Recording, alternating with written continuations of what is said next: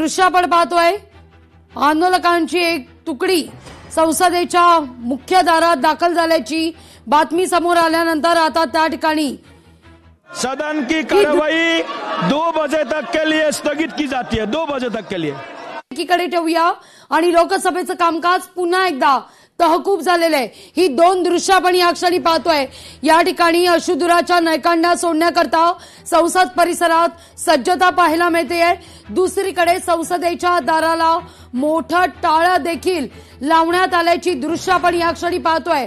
या ठिकाणी कॉक्रोच जनता पार्टीची एक तुकडी संसद परिसरात दाखल झाल्याची बातमी समोर येते। या घडीची महत्वाची दृश्य लोकशाही मराठीवर आपण या क्षणी पाहतोय। अश्रुधुराच्या नयकांड्या फोडण्याच्या दृष्टीनं सज्जता, अग्निशमन दलाची एक टीम त्या ठिकाणी दाखल, तर कमांडोज या ठिकाणी आपल्याला सुरक्षा रक्षक या ठिकाणी पाहायला मिळतात। तर ब्लॅक कमांडो यांनी मात्र संसदेच्या या दरवाजाला मोठं टाळं देखील लावल्याचं पाहायला मिळत आहे।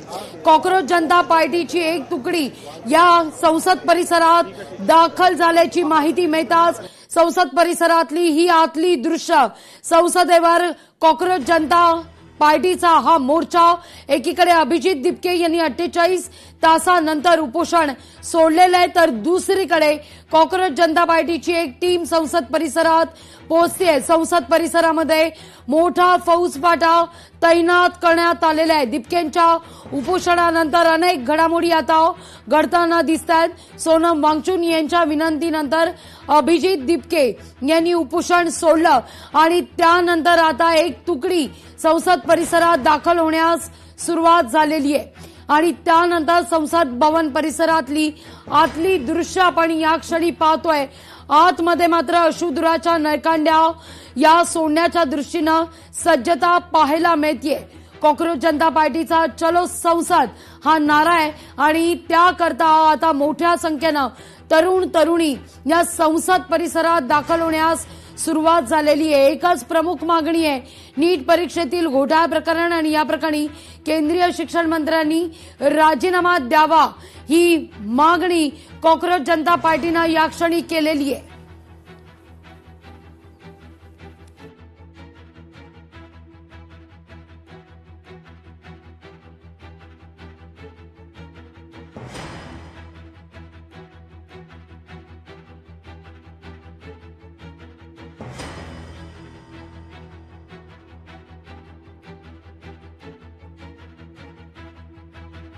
परिसरामध्ये मोठा फौजफाटा तैनात करण्यात आल्याचं आता दृश्यात पाहायला मिळत आहे।